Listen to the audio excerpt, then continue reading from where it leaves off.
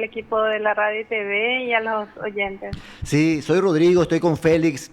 Ingeniera, te queríamos consultar. Yo sé que vos manejás bien algunos temas. Queremos consultarte si estás actualizadas. De seguro que sí. Porque ahora, pues, supuestamente los empresarios del transporte quieren un nuevo incremento del precio del pasaje porque supuestamente está subiendo el dólar, también el precio del combustible a nivel internacional, del petróleo. ¿Nos puedes comentar si tenés alguna idea sobre ese tema actualmente acá en Paraguay? Sí, cómo no. Claro, nosotros dependemos totalmente de los precios internacionales para la definición del precio de los combustibles en Paraguay, ¿verdad? Eso es indudable porque no somos productores de petróleo. Y además es el precio de mercado. Pero sí hay de parte de los empresarios de transporte, sobre todo yo creo que inclusive hasta una mala fe en relación a este tema, porque fíjate que prácticamente no bajó el precio del pasaje en el tiempo en que el petróleo se situó inclusive por menos de $30 el barril. Actualmente está un poquito por encima de los $60 por barril, pero esos eran números que ya estaban así antes de la pandemia. La pandemia es la que redujo la oferta de petróleo, entonces bajó el precio. Pero antes de la pandemia ya estábamos en esos valores de aproximadamente $60 por barril y no hemos visto que se haya reducido significativamente el precio del petróleo por eso, del pasaje por eso, ¿verdad? En cambio, ahora que estamos llegando a valores similares a los que teníamos antes de la pandemia, ellos se quieren hacer un aumento. Y esa es un poco la mala fe de ellos.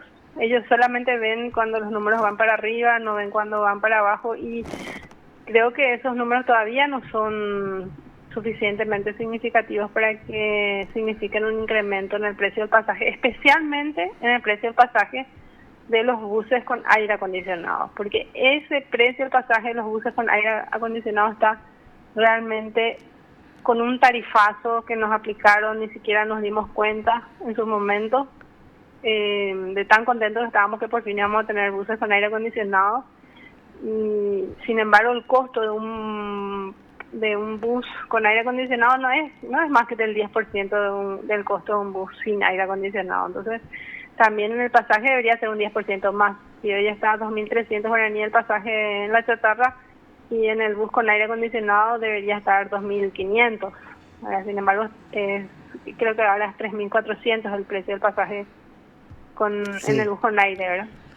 así mismo es. Entonces, el que es con aire de ninguna forma tiene que subir. Quizás la chatarra hay que ajustar un poco si es que realmente hay incrementos importantes del precio de los combustibles, que tampoco se ve todavía que sea así, ¿verdad? Estamos, como te digo, en valores anteriores a la pandemia nomás. Ingeniera, ¿cómo está? Buenas tardes. Te saluda Buenas Félix. tardes. Yo te quería hacer la siguiente consulta. Vos estabas hablando que verdaderamente el sector empresarial, siempre cuando se maneja los costos del petróleo, ellos ya comienza que debe aumentarse el pasaje. ¿Por qué en otros países eso no ocurre, ingeniera? ¿Por qué nosotros tenemos que estar motivados de este estilo de empresario? ¿Por qué el sector público el día de mañana no puede hacerse cargo de esto también? Ese es por un lado. Y segundo lado, el segundo punto que más me interesa es, el Estado le da una subvención a esta gente. Y yo creo que verdaderamente con eso ellos tienen que salvar o tienen que, digamos, de realizar su costo y van a tener también su ganancia. Ese es lo que yo creo. Y finalmente, como usted estaba señalando, por qué el tema de estos vehículos chatarra también ya no sale de circulación? Porque imposible es que estos vehículos estén como están ahora, ingeniera. Sí, es así mismo, está atentando contra la seguridad de los pasajeros. Y respondiendo, Félix, a tu primera pregunta, realmente el precio, lo que sucede en otros países es que inclusive los países que tienen sistemas de transporte público más avanzados son sistemas municipales o estatales, porque el transporte público en sí, primero es un servicio básico, no puede ser que vos no puedas estudiar, trabajar, irte a un centro de salud porque no tenés un transporte que te lleve, ¿verdad? Entonces es esencial. En segundo lugar, una buena calidad de transporte público ahorra al Estado muchísimos, pero muchísimos millones de dólares al año en descongestionamiento, en reducción de accidentes, en reducción de enfermedades respiratorias, en reducción de inversiones para viales, para mejorar la infraestructura, y lo mismo que el mantenimiento de toda la infraestructura vial también. Entonces, el empresario, si está un empresario de transporte, él no ve esos beneficios porque él no está a cargo de todas esas otras funciones que sí el Estado está a cargo. En cambio, si es que este sistema es integralmente manejado por el Estado, y no estamos hablando de países socialistas, ¿verdad? Los países modernos, por decir Corea, no sé, Italia, las grandes ciudades en Europa tienen transportes públicos a cargo de los municipios del Estado por esos beneficios globales que tiene, que el sistema de transporte público sea una mejor opción que el transporte particular, que tiene un costo elevadísimo en todos esos aspectos que señalé, ¿verdad? Entonces ahí nosotros tenemos ya un problema de entrada, que tenemos un servicio público en manos privadas, realmente prestado de una forma pésima, con peligro para el pasajero, ¿verdad? Con las chatarras y con un sobrecosto enorme en lo que se refiere a los buses con aire acondicionado. Y ese es un problema estructural que tenemos, que impide también que se introduzcan otros sistemas de transporte más modernos, como podrían ser los trenes de cercanía, los trenes superficiales, lo que en su momento se intentó hacer con el Metrobús, que lastimosamente a propósito que lo que se hizo fracasar ese proyecto.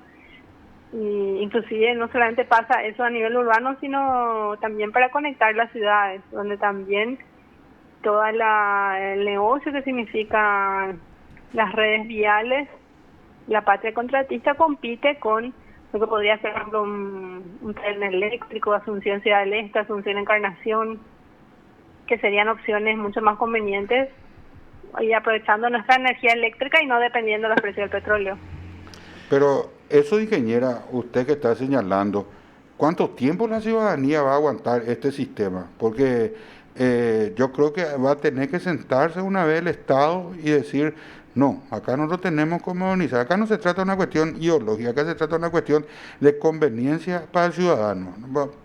Yo te cuento, ¿para qué irnos lejos? Ahí en Montevideo tenemos un buen sistema, no importa el color que asuma, no importa quién está al frente, pero continúa igual. Pero el sistema de transporte es totalmente diferente y el ciudadano recibe algo que le corresponde. Yo quiero saber, por ejemplo, ¿qué vos pensás, Mercedes? ¿Cómo, si vos estuviste como viceministra en Minas, cómo vamos a continuar esto un 20, 30 años más así y se va a ir siguiendo empeorando y no vamos a tener, digamos, una vida de calidad, por lo menos los ciudadanos que estamos todavía en este bendito país? Claro, y es un tema complejo que necesita que la ciudadanía también se mueva, se movilice, no solamente son movilizaciones, sino que también elegir bien, ¿verdad? Ahora justamente tenemos elecciones municipales y resulta que el transporte público es también una función municipal. O sea, con un intendente que tenga la firmeza de cambiar el sistema de transporte en su municipio, puede hacer una empresa municipal de transporte y con apoyo, por supuesto, de su junta municipal. Y lo puede hacer. Está habilitado por su carta orgánica, está habilitado por la Constitución y debería ser, aunque sea a ese nivel, debería empezar un sistema de transporte como fue en otros países. La experiencia tan exitosa del transporte público en Curitiba empezó así, donde un intendente que no era ni siquiera del ala izquierda ni nada de eso, era una persona nomás con una visión moderna, decidió también tener sus propios transportes públicos municipales, que él decía, nosotros queremos que sean buses testigos, porque los empresarios de transporte nos dicen que sus costos son elevadísimos, entonces vamos a poner también nosotros nuestros buses y vamos a hacer nuestros propios costos, ya que el Estado supuestamente es tan ineficiente, y vamos a comparar los costos, ¿verdad? Y eso fue el inicio de un cambio realmente en el sistema de transporte en Curitiba, que fue radical, ¿verdad? Por la voluntad política de un prefecto, en este caso de un alcalde, de un intendente. Bueno, este año tenemos elecciones municipales, ojalá que miremos bien quiénes son los que se comprometen con eso y también no solamente se comprometen, sino que tienen también una trayectoria de trabajar con la gente y no solamente defendiendo intereses de sectores poderosos históricamente beneficiados, porque la mayoría de los empresarios de transporte en nuestro país tienen los itinerarios que tienen porque eran amigos de Stroessner. Esa es la realidad. Ingeniera, cambiando un poco de tema, nos aclaraste bastante esta cuestión. En el Frente Guazú, ¿quién es el candidato a la Intendencia de Asunción? Bueno, nosotros estamos apoyando la candidatura de Jorge Querey, ¿verdad? Él es nuestro candidato a intendente, que probablemente sea un acuerdo más amplio que solamente el Frente Guazú. De hecho, entendemos que Asunción es una ciudad complicada y que hay que tratar de tener la menor cantidad de candidaturas posibles. O sea, nosotros nos gustaría realmente que entre diferentes candidatos con los cuales tengamos en común una propuesta programática, principios, etcétera, se pueda llegar a una candidatura única. Sí. Ojalá que sea posible, ¿no? ¿Esta candidatura ya es oficial o se está conversando? Se está conversando todavía, estamos yo creo que ya en las últimas conversaciones porque no sé cómo es en los otros partidos, pero nuestro cronograma electoral nos obliga a inscribir candidaturas hasta este lunes. Ah, Entonces, o sea que en esta semana entonces ya se va a confirmar la candidatura por el Frente Guazú de Jorge Querey. Claro, en esta semana se tiene que definir. Como te digo, estamos todavía esperando, también él está analizando con diferentes sectores que también le apoyan inclusive fuera del frente y estamos esperando que nos confirme. Sí, senadora, ¿y qué sector, ingeniera? Me ha recordado el senador Querey. ¿Con qué sectores se podrían aliar? Bueno, el Frente Guazú, dentro del Frente Guazú tenemos 6 partidos y 3 movimientos en formación, y fuera del Frente Guazú hay otros partidos del espectro progresista como la Democracia Cristiana, el PEMAS, y algunos otros con los cuales se está conversando. Yo no quiero decir que ninguno de ellos tiene ya algún compromiso, pero se están conversaciones de parte del senador, también se está evaluando, ¿verdad? Lo que queremos es que en Asunción realmente exista una propuesta que esté cerca de la gente y ojalá que sea así. Sí, finalmente ya no te molestamos, ingeniera. Queremos saber tu opinión en el tema de Itaipú. ¿Cómo estás viendo? Sabemos, siempre decimos acá con Félix, que Itaipú le interesa mucho al imperio, a Brasil, a Itamaraty. ¿Y cuál es tu opinión de esta mesa que va a estar, donde van a estar los representantes de Paraguay? Está Acevedo, está Villamayor, está Federico González. Para nosotros, gente con malos antecedentes. Pero no solamente malos antecedentes como políticos, tampoco tienen preparación académica, técnica, diplomática. ¿Cómo estás viendo desde ese punto de vista? Bueno, en primer lugar, lo que debería hacer el gobierno de Abdo Benítez es preparar la cancha para que Paraguay esté en las mejores condiciones de negociar, de revisar el anexo C en el 2023. Porque lo que dice el Tratado de Itaipú es que la revisión del anexo C es después de transcurridos 50 años de la ratificación del acuerdo del tratado, que fue el 13 de agosto del 73. Abdo está muy apurado en negociar. Él, igual que su primer anillo, ellos no deben negociar. Ellos no, por tratado tiene que ser después, y aparte yo creo que, aparte de esta cuestión jurídica, hay una deslegitimación total de la ciudadanía hacia ellos, porque ellos han intentado hicieron el acta secreta, tuvieron que anular a las fuerzas, fueron destituidos varios de ellos que ahora están reciclados. Es un equipo que quizás, yo no partiría tanto de la cuestión del conocimiento, que uno puede tener un muy buen equipo de técnicos de diferentes áreas que te profundice el conocimiento, ¿verdad? No necesariamente el que está en la conducción tiene que ser el que conozca más a profundidad. Sería muy bueno que conozca para no meter la pata, ¿verdad?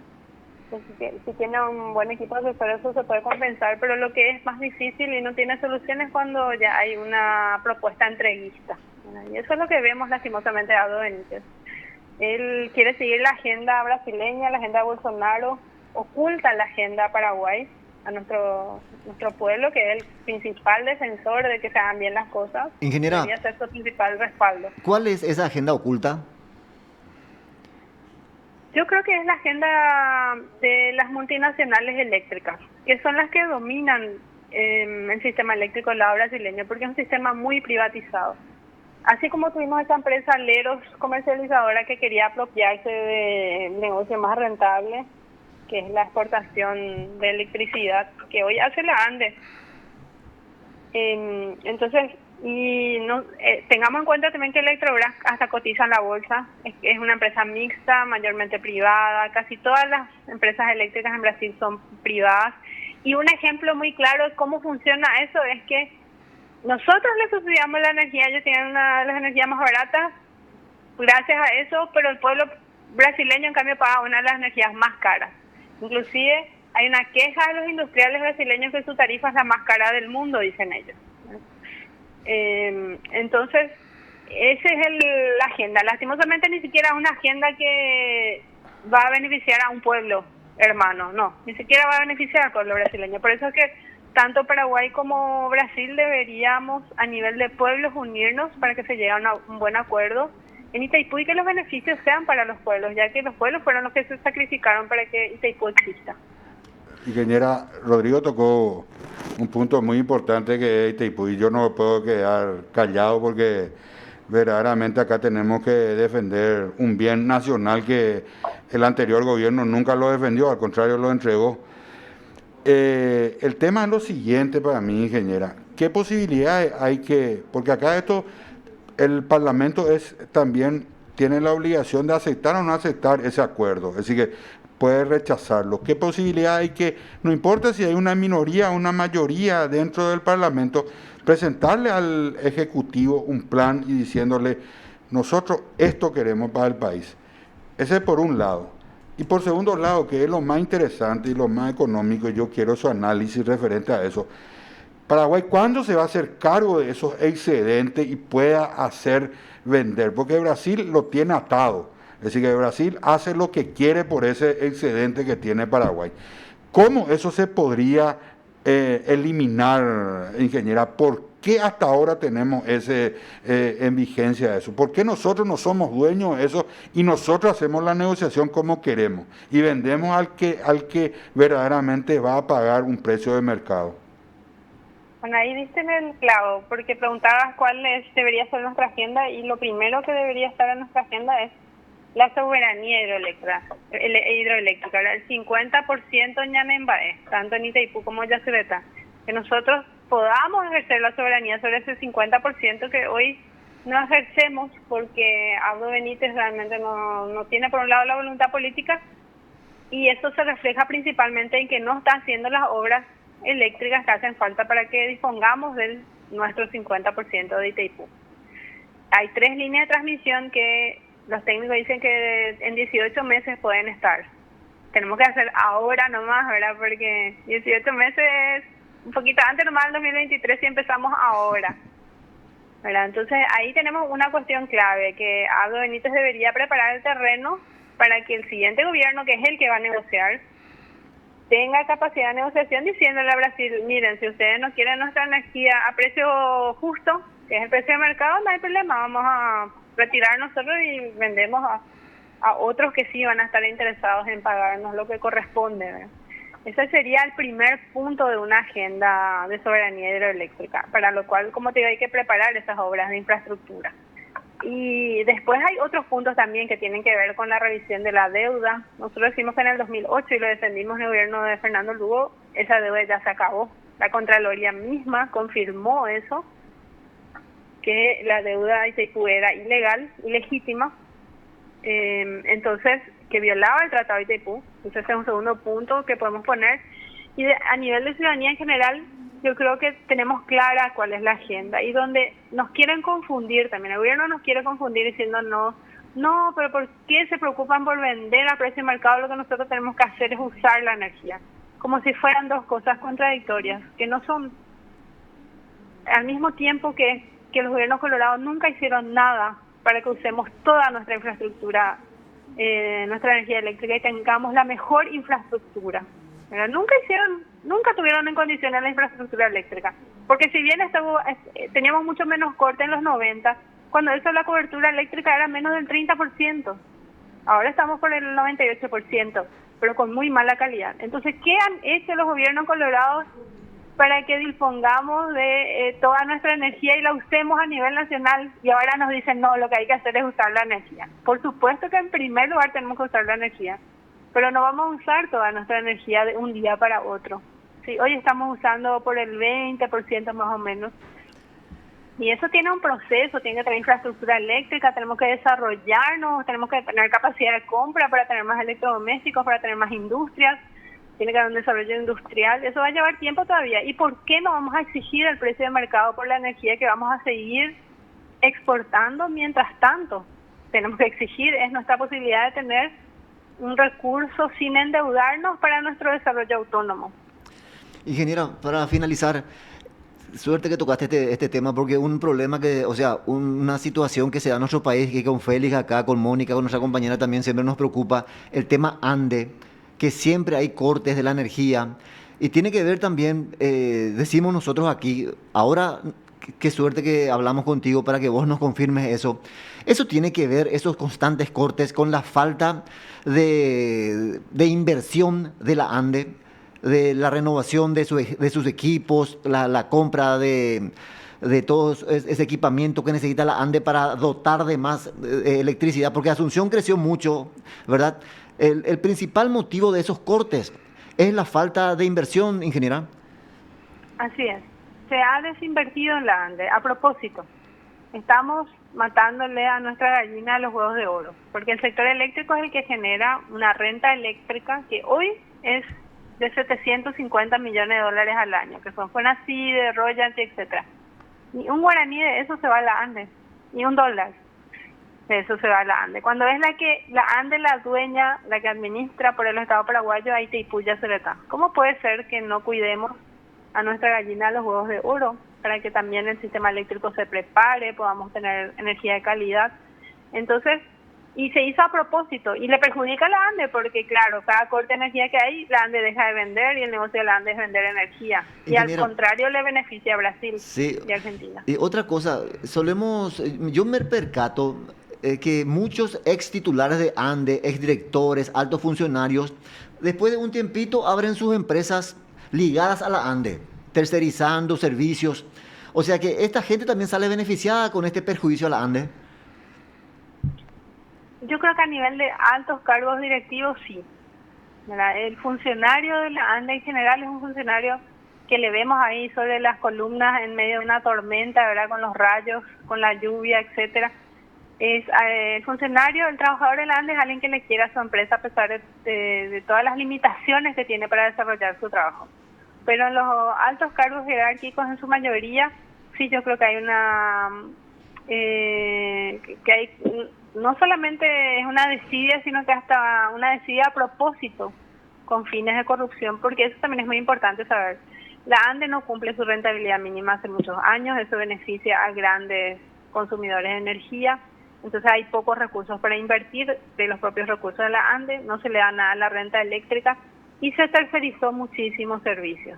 Entonces hoy tenemos mucho menos funcionarios por kilómetro de línea, por ejemplo, de lo que teníamos hace 30 años, o por potencia o por cantidad de usuarios de lo que teníamos hace 30 años. Muchos servicios están tercerizados y ese es un negocio que muchas veces tienen altos jerarcas también, sí, de la ANDE. Y eso realmente depende de quién les pone ahí, del presidente de la República. Claro. Si hay un presidente de la República que quiere hacer bien las cosas, no le va a estar poniendo a un presidente de la ANDE o a gerentes de la ANDE que al mismo tiempo tengan empresas que vendan o que provean a la ANDE servicios o bienes.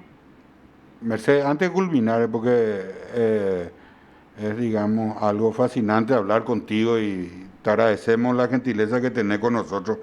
Pues yo no te puedo dejar no preguntar esto y ojalá que la gente que están escuchando tengan y vean lo que alguien por lo menos creo que corresponde, que tiene que hacer en este país. ¿Qué posibilidades hay para que esta gente, porque para mí los delitos económicos no prescriben, digamos, para una demanda a la gente que justamente han hecho mal las tareas, que estuvieron mal usando este bien público y que verdaderamente no nos beneficia al ciudadano común y más todavía a la nación. Porque vos sabes bien que Brasil es un imperio, con Brasil no se jode.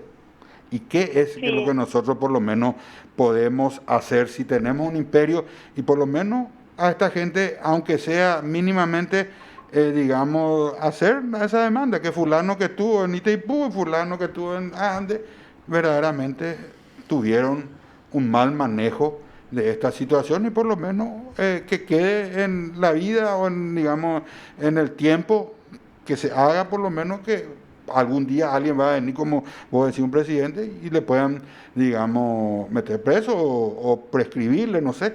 Pero para mí, ¿qué vos opinás acerca de eso, es lo que te estoy señalando? Claro, esa es una gran deuda que tenemos en Paraguay, donde realmente la Fiscalía, nosotros como campaña de Itaipú 2023, le hemos pedido a la Fiscalía que investigue el acta secreta. Hay demasiados elementos, por ejemplo, te pongo como un ejemplo. Bueno, hasta ahora no se abrió ni siquiera una carpeta fiscal. En el campo energético en general sucede eso. Hay una complicidad de la Fiscalía con estos actos de corrupción evidentes. Citrande también sobre la sobrefacturación de columnas, que creo que terminó costándole la cabeza al presidente de la ANDE de ese momento, envió toda una carpeta completa con información clave, verificada por la Contraloría a la Fiscalía. Hasta ahora, entonces, eso tampoco se mueve.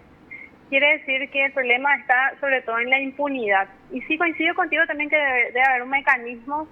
La Constitución establece que es lo que es imprescriptible, que son los delitos de lesa humanidad, pero sí debe haber un mecanismo para que estos delitos puedan ser investigados inclusive años con el paso de los años, y sobre todo que además del castigo que puedan recibir, etcétera, se devuelva lo dañado al Estado. Ahí deberíamos empezar por todos los bienes mal habidos de la época de Stroessner, desde ahí para acá, ¿verdad? Donde vemos la ostentación de fortunas familiares que sabemos que es producto de esos bienes mal habidos, tierras mal habidas, etcétera, de la época de Stroessner. Y en el campo energético es algo también tremendo. Cuando hablamos en el campo energético estamos hablando de cifras siderales. Ahí están los varones de Itaipú, está toda la sobrecorrupción. Nosotros ese cálculo que hicimos, que la deuda tenía que ser cero en el 2008, es sin considerar la corrupción. Si encima hacemos el cálculo de cuánto deberían haber costado las obras, estoy segura que seguimos pagando la deuda de Itaipú, no sé, que ya teníamos que haber pagado todo ya hace 30 años quizás atrás. ¿Y cómo nos afecta eso como usuarios? Por cada 100.000 guaraníes que pagamos a la ANDE, 30.000 se va a pagar esa deuda de Itaipú. Así que no es despreciable. Muy bien. Ingeniera, muchísimas gracias por tu tiempo, aprendimos mucho y en cualquier momento te vamos a molestar otra vez. Cómo no, un gusto. Gracias por la llamada. Usted está escuchando PDS.